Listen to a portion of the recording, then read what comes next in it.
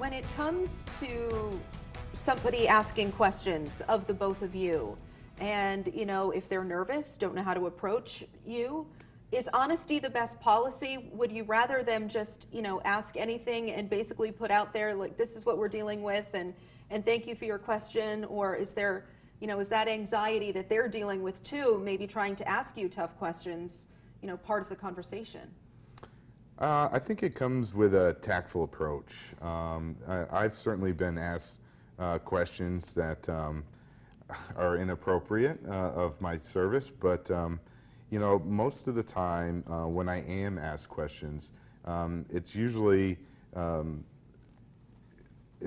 after they've asked if they can discuss this, if this is a topic that I'm willing to discuss with them, and I'm always open. It wasn't always that way, but I am now. I want to be able to talk about this, and I want to be able to express myself, and I want people to understand a little bit more about what it means to serve. So I think, yes, being open, truthful, and asking tactfully is the best approach. Okay. That said, is there anything off limits? Is there anything that you guys don't want to talk about? I think that there are certain triggers for people depending on what their experience was, and that's really hard to tell what that could be, because you could be having a really decent conversation with a vet, or and then just something happens, and it might be honestly that they got a whiff of smoke or some scent during the conversation that triggers a different type of reaction, and then the conversation can go downhill very quick. And I think I can we've both experienced that on different levels. So as far as like things being off limits, just be considerate. Think about how long that person's been back from, how long they've been out of military service. Think about how well you actually know that person before you decide to ask them something that could be potentially harmful, which is a really difficult thing to gauge. But I think if you're a compassionate, considerate human being, you're not going to be in the wrong. You mentioned triggers, but is the experience of getting ready for Sunday's event been difficult or rewarding, or maybe both, when it comes to preparing a talk to a large group? It hasn't been difficult for me. There were times when talking about my military service was difficult, but not as of late, and certainly not while I've been putting on these events. But I think that's the beauty of this, is that community members can come to these and not feel that they're going to be asking the wrong question, because they're not allowed to ask questions. There's a purpose to that. We want our veterans to know that if this isn't going to be 20 questions, that they can come up, say what they want about their military service, and know that they can leave unsolicited. Do you have conversations with people afterwards? People pull you aside, and is that when you hear about different experiences and people really open up personally? Yes, all the time. Is that more difficult than standing up at the podium?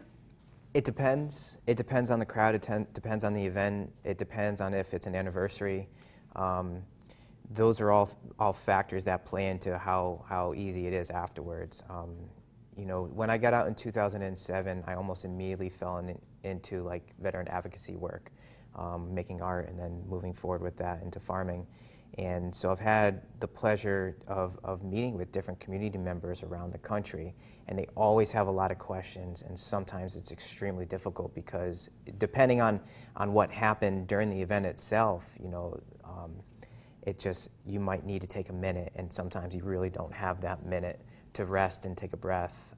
And so I think that for anyone that attends these events, it's really important to understand that the veteran, the service member, the speaker that got up, to give them a time to decompress, because that's legit and that needs to be respected. Mm-hmm. And you guys don't want to get in, I imagine you don't want to get into political issues, but you just want everybody to understand, no matter what time or decade you've served, just right. what happens. Yeah, this isn't about patriotism, actually. This No. isn't about any political ideology one way or the other. This is just individual warrior storytelling. is what it comes down to. And there's a lot to gain, a lot of insight and knowledge for our community to understand and gain by listening to these stories. When it comes to kids, okay, when kids can ask you a question, what's the best question you've received from a child? My experience has been it's been more difficult to have a conversation with children. They have a very abstract kind of construction of military service and war. And because of that, the questions I generally receive are not ones I want to answer to the child, or I try to skirt and kind of give them a more politically correct answer, because I'm afraid of traumatizing them with the truth at times. But in the 3 years that we've been doing this, I've seen several children and families, bring their children, and the feedback that I've gotten from all of them is how enlightened they became and aware based on these events, and I think that in itself is an important way to present this to children, as opposed to just having them ask questions, because they just don't know what to ask. But you do want children to come, right? Yes. Sure. You know, Yeah. of a certain age, of course. Sure, and that would be up to the families, Yeah, whether they think this content can be appropriate for them. One thing we always tell the attendees is that there's no censorship. We're not telling our veterans what they can or cannot say during these events, and that they should be aware when they bring family members, particularly young children. It hasn't stopped certain people from bringing those, and I'm sure it has stopped others, which is fine. That might be a conversation they want to control with their own family. But when I have seen it, it's come out positive. Wonderful. Thank you. Thank you both. Thank you for your service. Thank you. John, thank you for your service. Thank you very much. Thank you for what you're doing with the town halls. Appreciate it.